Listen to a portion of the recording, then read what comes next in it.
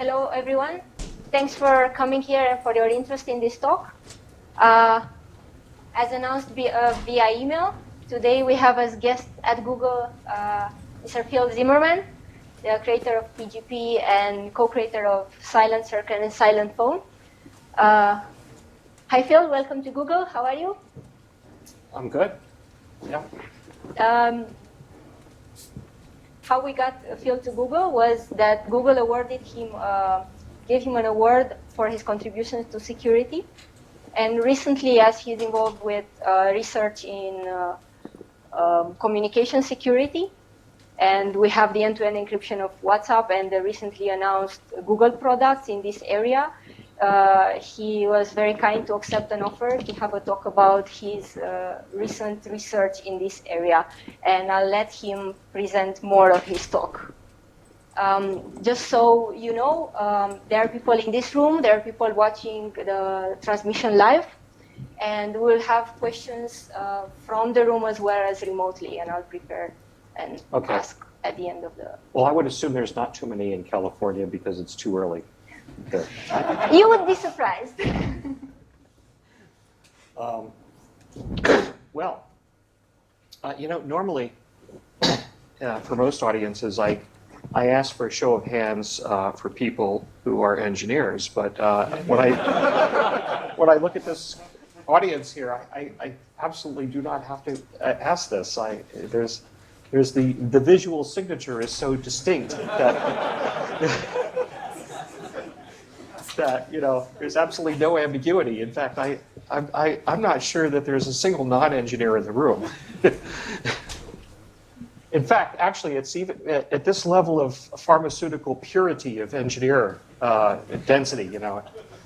It's to the point where I could sort of gauge the skill level of software engineers by appearance.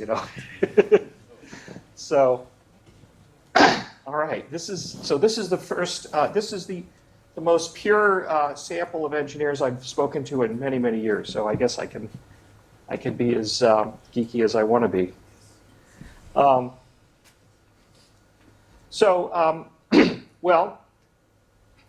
I guess I'm best known for my work thousands of years ago for developing PGP, but that was a very long time ago, and for the past more than a decade, I've been focusing all on secure VoIP, and more recently on secure instant messaging. But secure VoIP is far more interesting than secure email. I had to do secure email first because in the 1990s, nobody had broadband, and without broadband, you can't really. There's not much of a market for secure VoIP because there's not much of a market for VoIP. So I had to wait, and I had to do secure email first. So even though I got better known for my work in secure email, what I actually wanted to do was secure VoIP.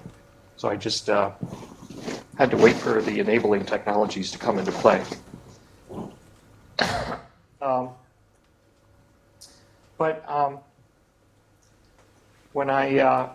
So for the past decade, for more than a decade, I've been working 100% on secure VoIP. The first time I did this was 1995 with PGP phone, but at that time I was just using a modem to talk to another modem. So it was two PCs talking through dial-up modems, and it wasn't even internet protocol. It was just modem to modem. It was kind of like like the Stu-3 or the other secure telephone devices that existed at the time that used only the phone lines. But anyway, so now that we have these enabling technologies of broadband and also VoIP standards for like the SIP standard and RTP,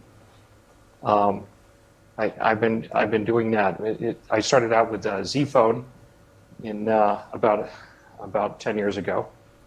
And today I have a product called Silent Phone from Silent Circle. That's the company that I started about 4.5 years ago. But we didn't get a huge network effect because we pursued a different business model where we charged for our product. And I kind of regret that now because I can see that, just recently WhatsApp got 1 billion users with end-to-end encryption immediately because, they ramped up with network effect and then turned on encryption. So when they reached 1 billion users. So I thought that was a pretty effective way to bring 1 billion users into secure communications. But anyway, what I'd like to talk with you about today is how do you protect your users from yourself? If you're a company like Apple and you have products that encrypt things like the encryption that iPhones have, and the FBI comes in and asks you to defeat your own encryption, what can you do to be able to say to them, well, sorry, I can't do that? Well, Tim Cook, had to fight them in court. But wouldn't it be easier if he could just say, well, we just don't have the means of doing that? And that would be easier if he could do that. And I suspect that Apple is now working on trying to improve their security to the point where the next time someone asks them to do that, they can say, sorry, no can do. And I think that it would be helpful if all the big companies that make products that do encryption could do that also, like Google, like Facebook, like any other large-scale company that has 1 billion users. We have a society of pervasive surveillance. That's we always knew that. Security people knew that, but we didn't know it was quite as breathtakingly sweeping in its scope until the Snowden revelations. And now, since the Snowden revelations, everybody's been trying to up their game. Standards bodies are trying to up their game. The IETF is trying to deprecate old security, all the old crypto suites, trying to make standards for a world of pervasive surveillance, how to defend yourself against that. NIST is trying to recover from the humiliation they had to endure because of the random number generator that was handed to them by NSA, the not so random number generator. NIST crypto standards are really very good. If you sit down and read their SP 800 series of publications, they're just absolutely excellent. They just had that one embarrassing problem, and they've gotten rid of it. But everybody's trying to make improvements, and Apple's been making improvements. Google started encrypting their links between their data centers. I'm absolutely horrified that you guys weren't doing that already. What were you thinking that you didn't do that? So you should be embarrassed along with everyone else, right?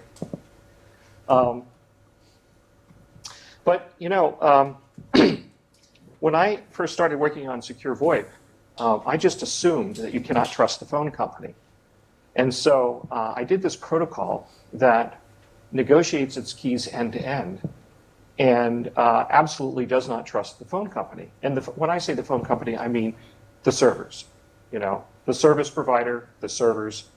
The servers are not involved in the cryptographic negotiation. Now, the way I do it is I do an ephemeral Diffie-Hellman exchange, and then I derive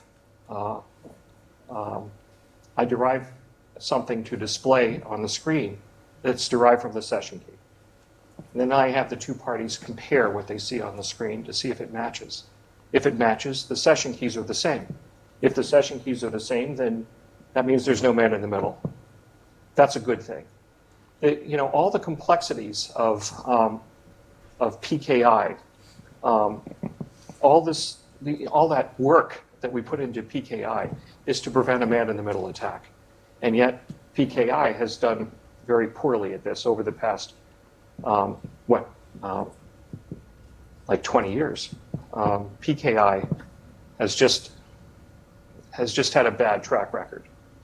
The most spectacular failure was, there's been a number of spectacular failures, but the most spectacular of them was the one with the Iranian hackers hacking into a Dutch certificate authority and stealing their signing key that could create credentials for anyone.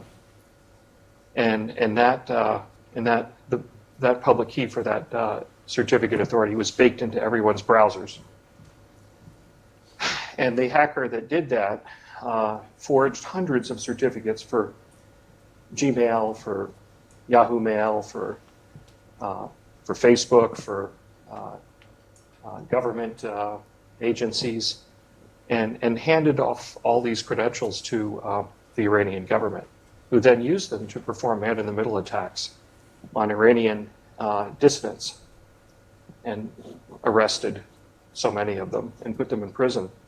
So if you wanted to try to write just a fictional novel of the absolute worst case of, what is the theoretically worst possible failure of a public key infrastructure, that would have to be it. So, there's been a lot of effort to try to reform PKI, a centrally managed PKI. For example, certificate transparency seems to be a big improvement, but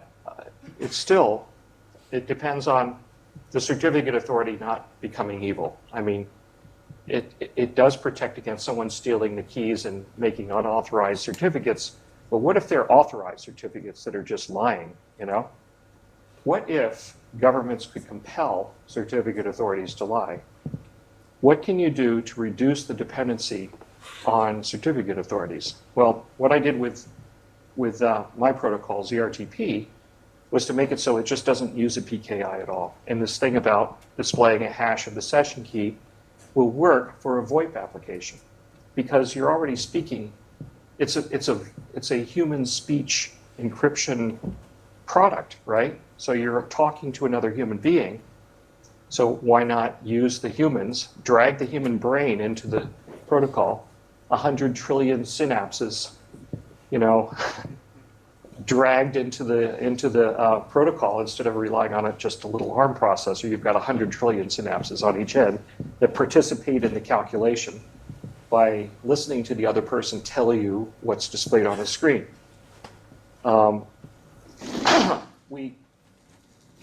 We don't have to do a fingerprint compare, like I'm sure that many of you have seen PGP key signing parties. Remember what I said about theoretical limits of geekiness? There is nothing. The frontier of geekiness can be found at PGP key signing parties. It's kind of right up there,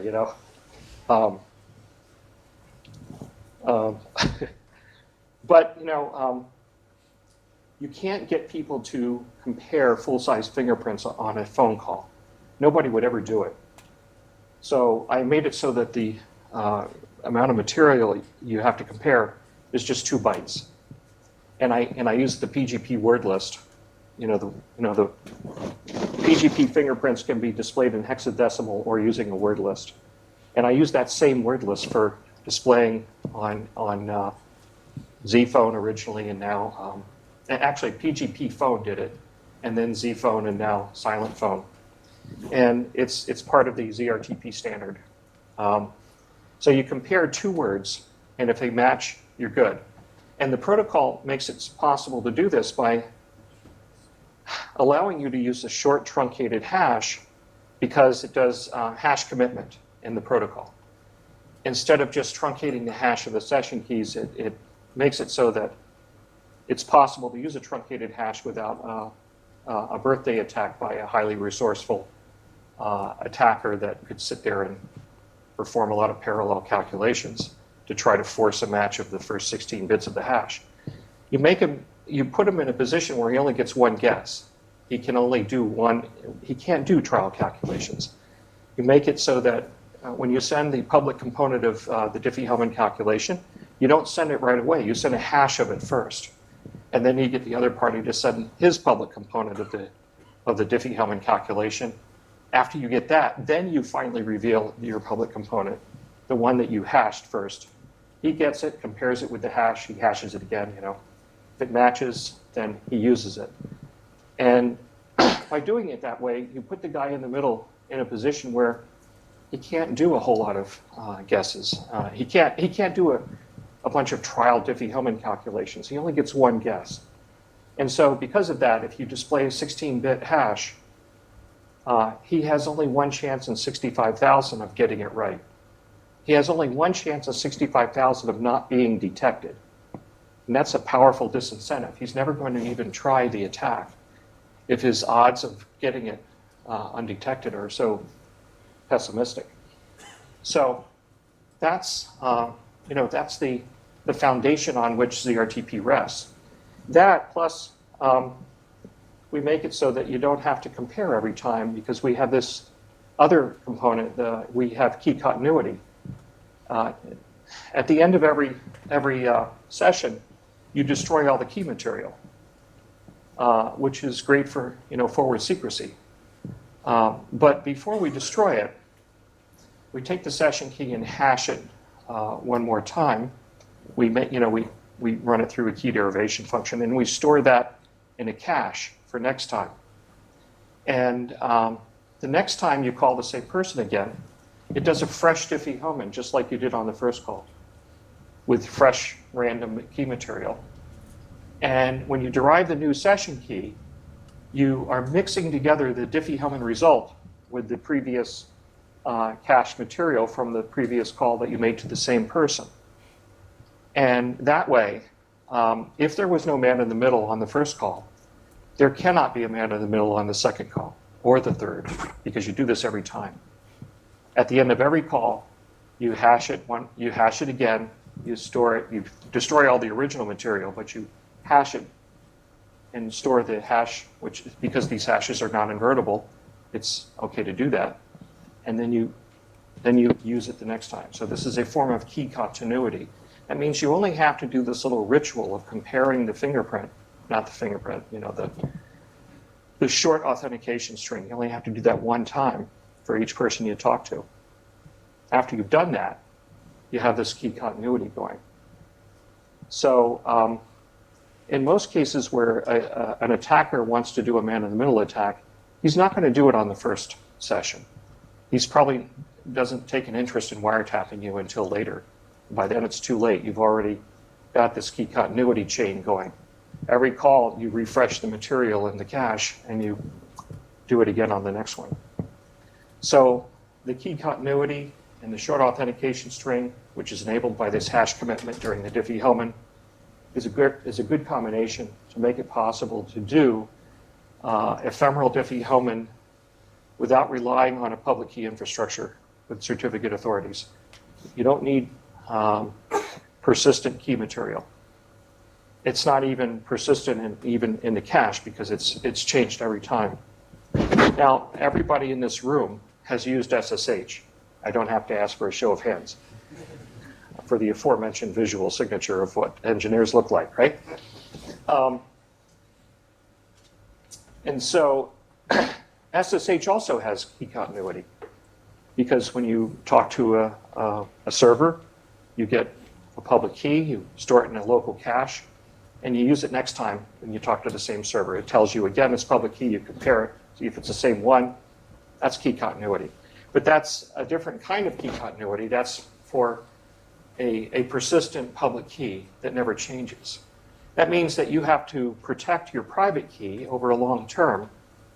And if anybody ever steals your private key, they can impersonate you forever. And or if anybody steals the private key of the server, they can impersonate the server. And it's not that easy to protect the private key on a server because the server's up 24/7 and there's no human there. And so the private key has to be accessible all the time. And that means that anybody can get into the server and escalate their privileges. They can get to that private key. So So the way I do key continuity is a bit different in that it's this, it's always ephemeral, it's less brittle, and it also has another property which I didn't think was so important when I designed it, but it's starting to look more important, and that is people are starting to get concerned about the post-quantum environment for cryptography.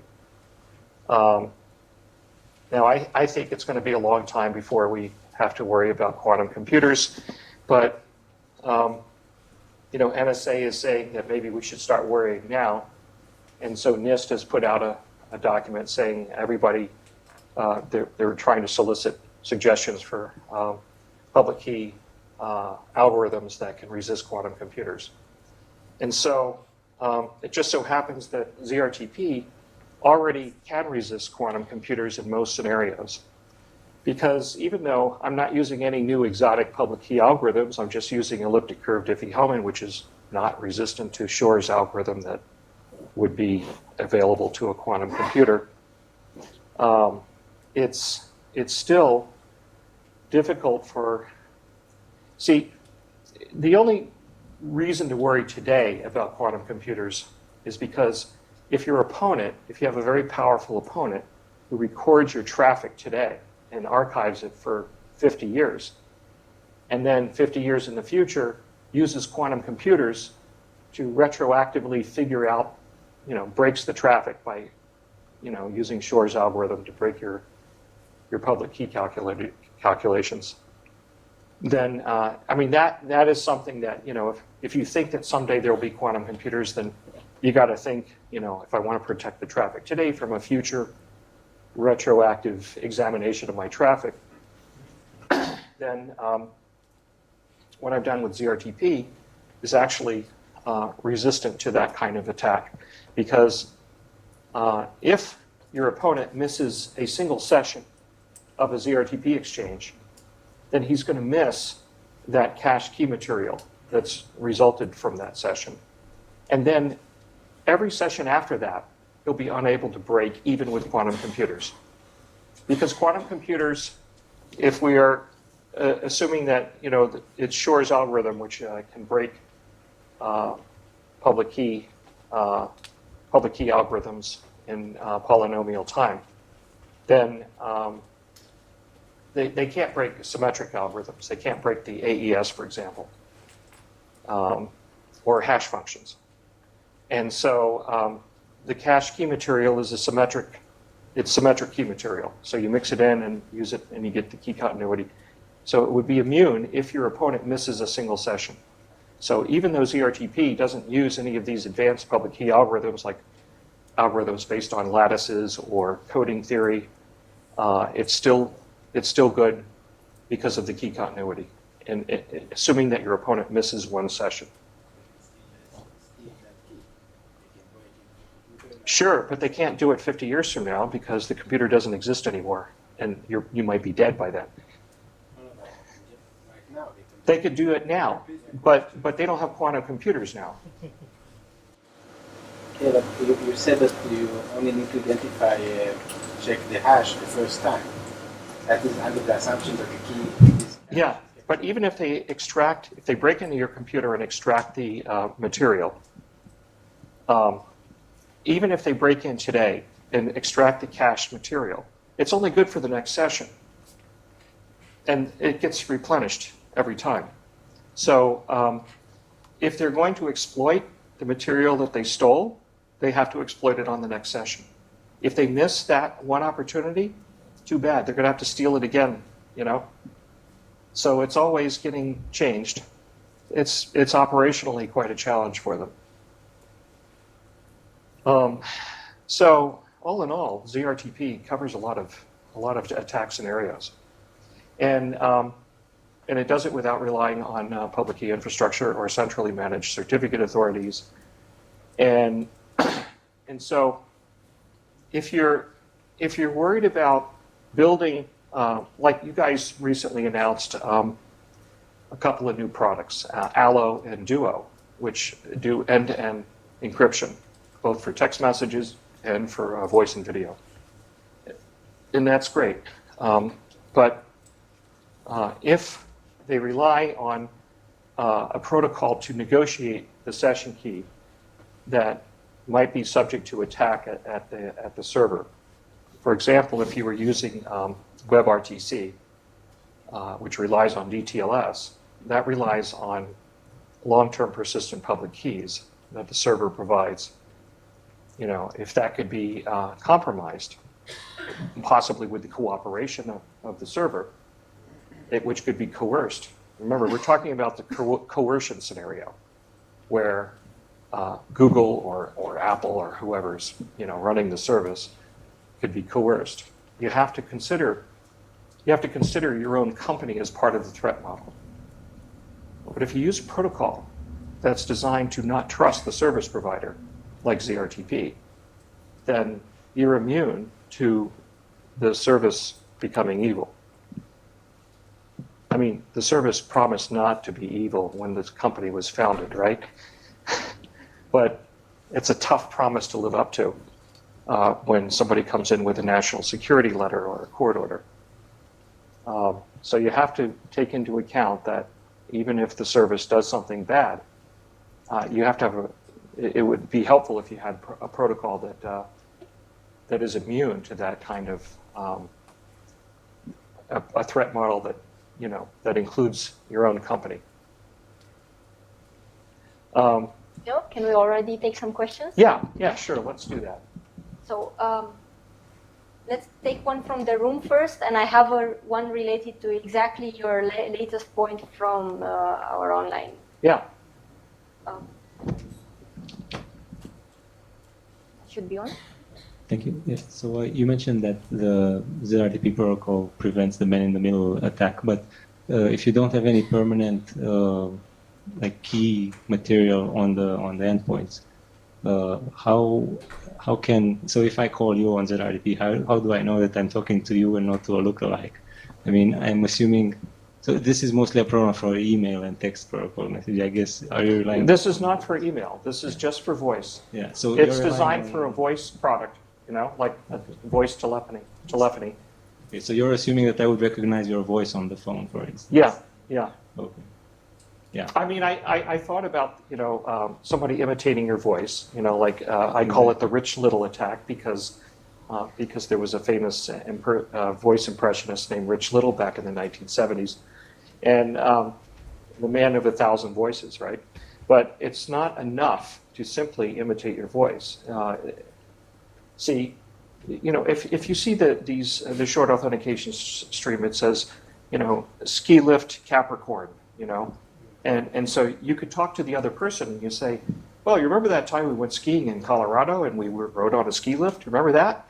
And you could work it into the conversation if it becomes part of the threat model. If you see, like if somebody finds that there's an attack like this, they're going to post it on Slashdot. Everybody's going to know that okay, somebody's trying to screw around with this. They're trying to imitate voices to break this, and so everybody would be more careful. Yeah, there's also the scenario where you talk to someone you don't know yet, like you're calling for the first time to Google to request tech support, and then how do you know you're actually reached Google? Yeah, well, I guess it could be done in that case, but still, even there, they would have to imitate the voice of the entire session, because the voice that's used to recite the words has got to be the same voice that you're talking to for the rest of the session. But assuming that you don't know the voice of the person you're calling for the first time. Yeah, so they could just, they could do that. Just claim, yeah. Right, but if you want to use it in other scenarios where, for most people, they want to talk to somebody that they know, they want to talk to, I mean, look, if you're going to have a confidential conversation, in most cases, you know the person, because if you don't know them, you're less likely to be, talking about something confidential. I think, can you pass it behind me? I'll first ask the question that I got online, and then it's you. So I'm just going to read it out. Yeah. The question is as follows. What are the main security issues of replacing centralized call setup and user database, like currently in Duo, with a truly decentralized system? For example, the DHT machinery used by Ring CX. Used by what? It's a Ring.cx. It's a company that provides a framework for doing decentralized call setup and user database. Well, you need to have a centralized server for routing the calls. You have to have, something running SIP or some other protocol to set up the call for, do the signaling part of the call. But it doesn't have to be part of the cryptographic negotiation. It could route the messages that are used to negotiate the crypto part of it, but it doesn't have to be a participant, getting access to key material. And that's the difference. I mean, you want to make it so that the servers are not in possession of private key material. If you can just achieve that one objective, then it doesn't matter that the servers are setting up the call. So a lot of research into security protocols and applications shows that usually the weakest link is the end user not understanding the security guarantees and not using the software properly. So with the secure phone, they won't bother reading the words, or they'll flub it out. Or even more importantly, you said that we don't rely on a central server, but even if your product is completely secure, there's still automatic updates and stuff like that. So let's say Google implemented a completely secure end-to-end server, they can just push a special update that bypasses it on the end. Well, pushing updates is that's a major part of the attack surface. In fact, actually, Apple is even worse, because Apple only allows the Apple Store to be the one that gives you these updates. Most Apple users don't have the ability to load an app. Unless they're developers, they could do it that way. But if they're not, then the only game in town is the App Store. Google Play is not the only way to get an app on Android, but it's the one that most people use. So at least you've got some other way to get it on there. But that's only for the dedicated, fanatics. So if the App Store or the Google Play Store can be attacked, perhaps even without the knowledge of Google or Apple, then they could somehow make it deliver updates that are specially designed for the attacker. We have to put a lot of work into the Google Play Store and the App Store to prevent that. It's also getting worse in that we're now seeing efforts to have just-in-time resolution of the binaries, which makes it hard to sign the binaries in advance, because there's different versions of the execution environment that the binaries could be configured for on a phone-by-phone basis, a customer-by-customer basis. And that makes it even harder to do digital signatures on it. So that's something that needs a lot more work. And obviously, there's a double bind here, because if we don't do any updates, then users are running outdated software, which will eventually discover security holes, and you're back to the same end user exploitability problem. Which, if you look in real life, almost always the compromises are based on exploits on the end user software. Even with the iPhone case, the FBI ended up not needing it because they found a company that will exploit some kind of end user security. The fact is that the highly resourceful intel agencies around the world, the NSA being the most powerful, have ways of getting into individual phones. If they really, really want to get into your phone, they will get in. When you put 30,000 engineers and scientists and mathematicians coming to work every single day, spending all day long, day in and day out for years and years, talking to their very intelligent colleagues about how we're going to make this better, they'll find a way in. The FBI did not ask for any help from NSA because they wanted to make a point in court. They wanted to set a legal precedent. So they could have gotten in with help from the NSA. As it stands, they went out to a private vendor. But you gotta at least get a start somewhere. You got to start with protocols that are immune to bad behavior from the server that's providing the service. And we also have to work on the distribution of updates. But one of the obstacles to making this kind of push to reduce the dependency on the server being good is that you have to have the attitude that the server will not always be good. Just because it's your company's server, you got to stop trusting your company. I mean, if the government came into my company with a court order and said, give us everything you have on this user, we don't want to go to jail. We would have to do whatever we can to give them something for that user. But we've architected things so that we don't have much to give them. Just ciphertext. Maybe credit card information. Except we use an external processor for that, so they'd have to go there, So you gotta have the attitude that Apple failed to have that attitude. They did not take themselves as part of the threat model, but now they do. Now they understand. They've been through that experience. Now they understand that they themselves are part of the threat model. And so their engineers, I am sure, are working now to include themselves in the threat model and to try to make it so that the next time or the next time after they make these improvements, they won't be able to, they'll cut themselves out of the threat model. And you guys have to do the same. Yeah. Now it's on. Okay.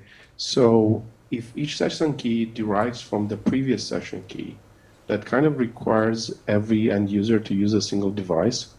Otherwise, No, every they would device. have to synchronize the session keys between their smartphones. No, each device it's a device-to-device protocol.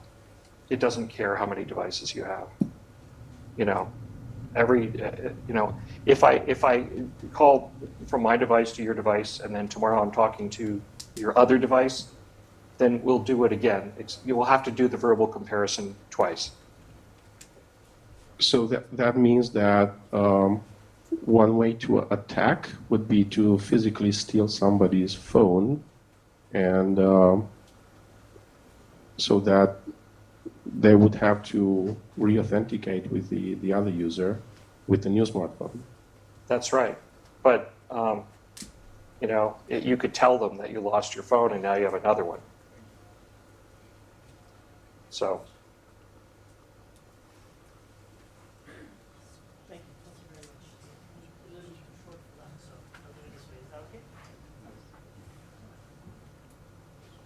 Excellent. Can you hear me? Yeah. Well, I can hear myself, so that's probably good. So for that thing, there's OMIMO. It lets you sync keys across devices, and basically one device can say yes, so the other device is trustworthy as well. It's a really good protocol. Maybe ZRTP should incorporate that. Anyway, thank you for being here. I'm a customer of yours. I dropped the phone already, as you can probably tell. And I wanted to ask, why the change in strategy? Silent Phone 1 did not come with Google Play, and Silent Phone 2 came with Google Play. I actually had to return that phone for that reason. And what changed about the whole product strategy that had happened at the time? If you know, maybe you don't, I don't know. Well, a lot of these decisions were made by non-engineers. We're also familiar with this problem. Yeah. So. Anyway, thanks. If they'd listened to the engineers from the start, we'd be in better shape with that.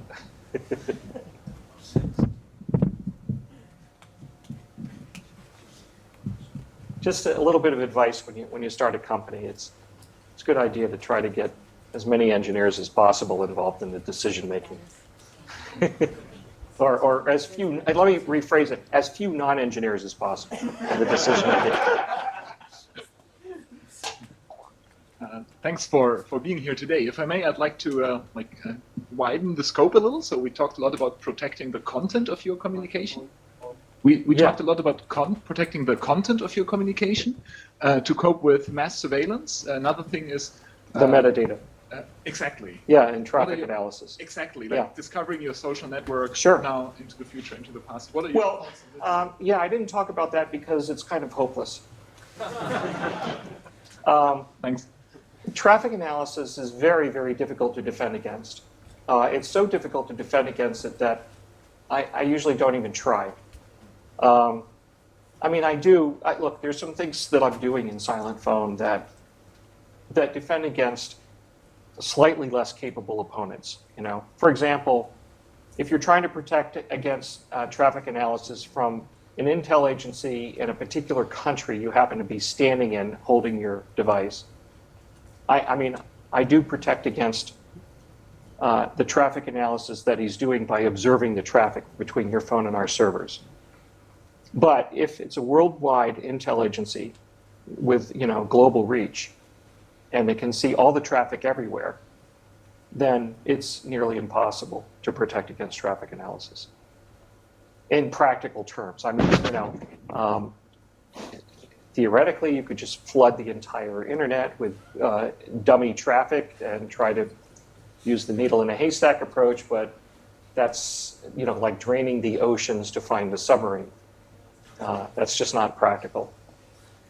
So traffic analysis, you would be surprised at what traffic analysis can do.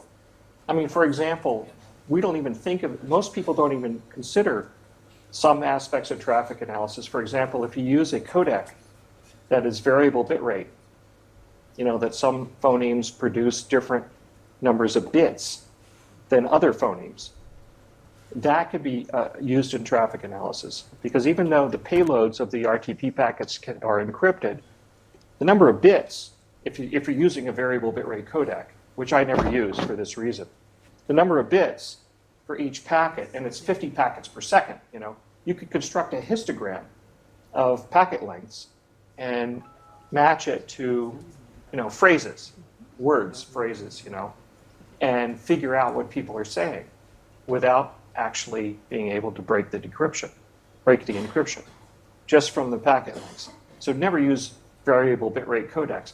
But that is a form of traffic analysis. So it's not just looking at where the packets are going, it's even studying things like that.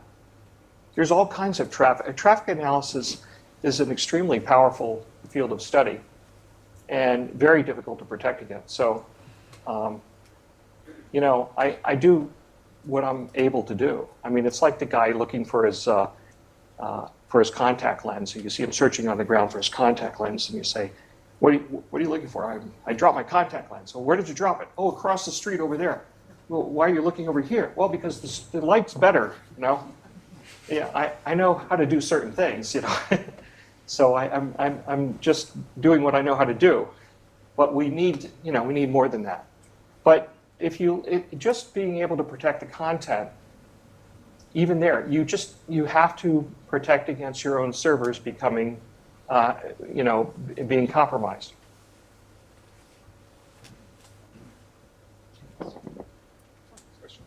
Go ahead.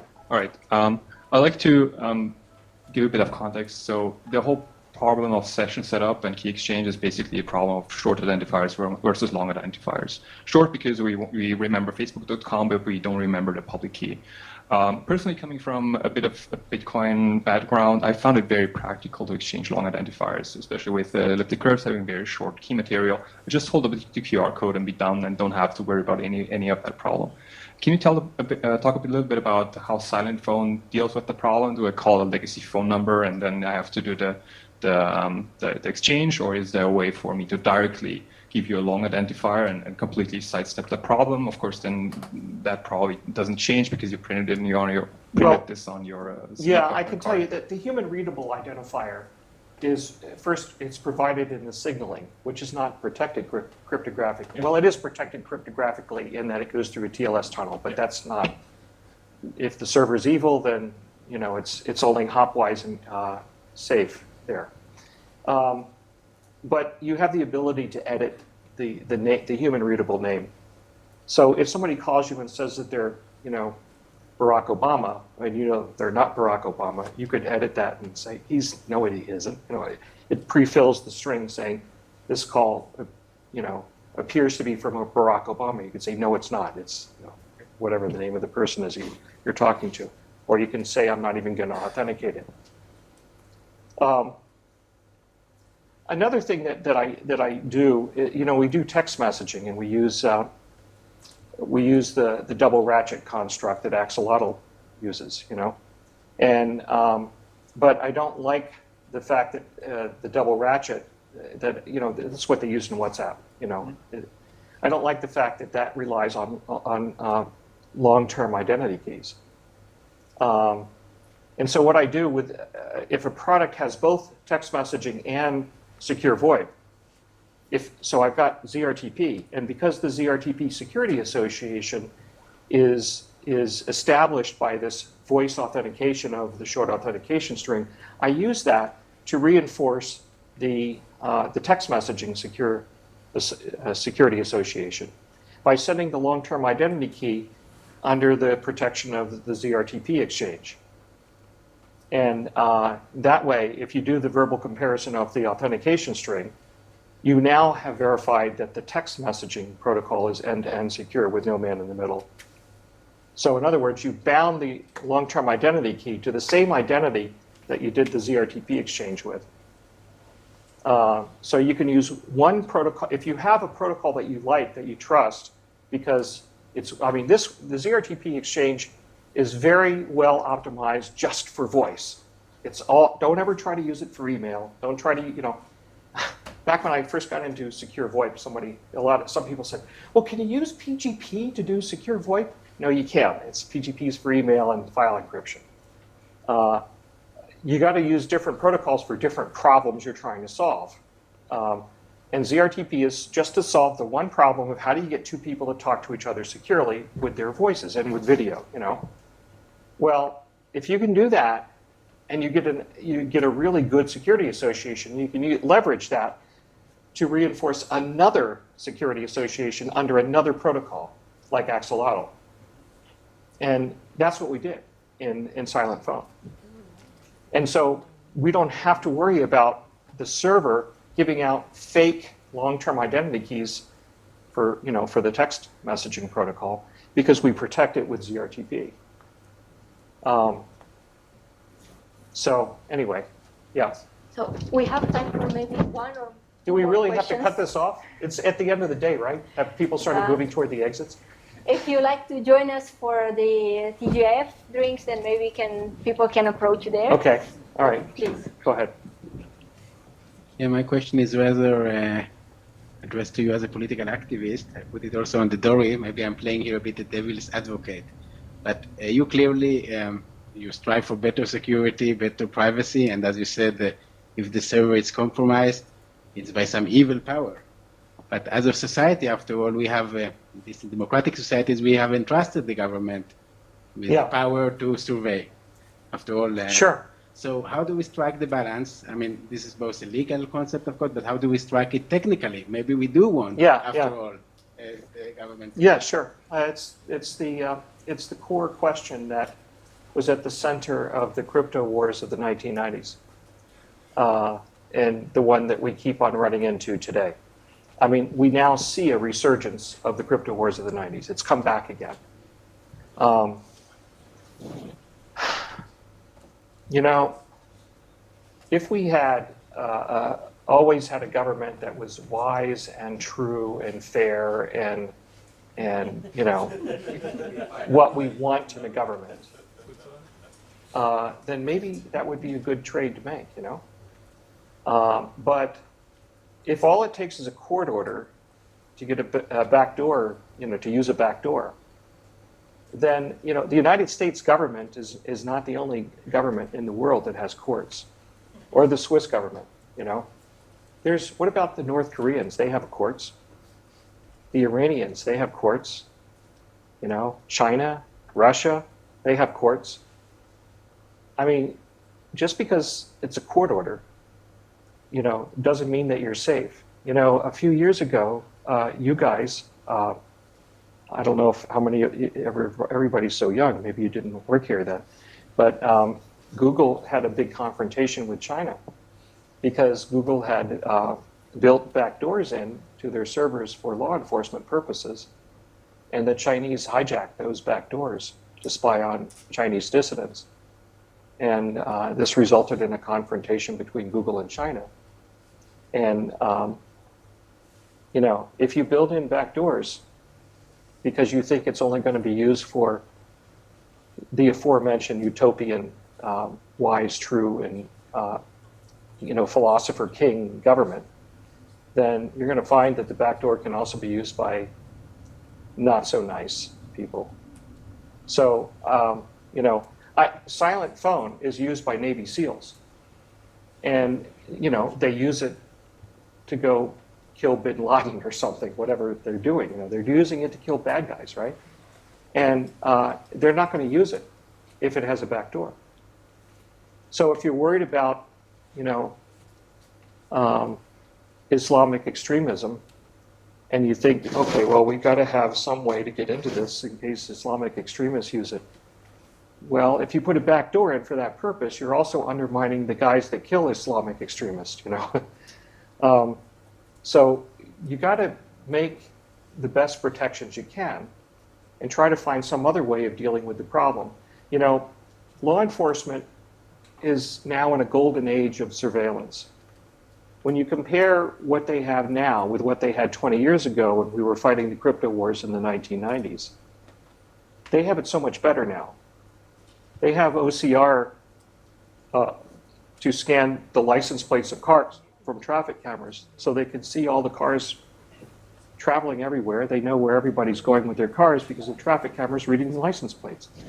They have face recognition software that can look at through a camera on a city street and see thousands of people walking by and identify every one of them, or most of them, and depending on how far away they are from the camera, and they can see where people are walking, even without cars. They have transactional data from where you eat lunch with a credit card, or they can see you walking in the restaurant. They know who you had lunch with. They can see a hotel and see everybody going in and out of the hotel, so they know which mistresses the politicians are sleeping with that they're not married to, so that those politicians, opposition politicians, that can be neutralized by the incumbency. You know, they actually do that in Russia. And I mean, there was a prosecutor in Russia that was investigating corruption, and he was neutralized by, you know, putting him in a sex scandal and, you know, getting him out of that. You have to recognize that today's pervasive surveillance environment is so much more powerful, so much more complete and sweeping and breathtaking in its scope, that law enforcement has it like they've never had it before. And they're complaining about going dark. What that means, really, is that there's a few black pixels in this vast 4K display of a big picture they now have. And they've got a few tiny little black pixels that are dark.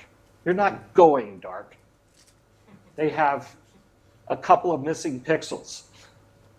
And for them to demand that we hand over those last few pixels is going to hurt everybody. And it's going to make it impossible to have any kind of political opposition. You think that it's safe to set it up because maybe it's okay to have a government to have surveillance capability, but what happens in a democracy when you elect someone that is an absolute nightmare to elect?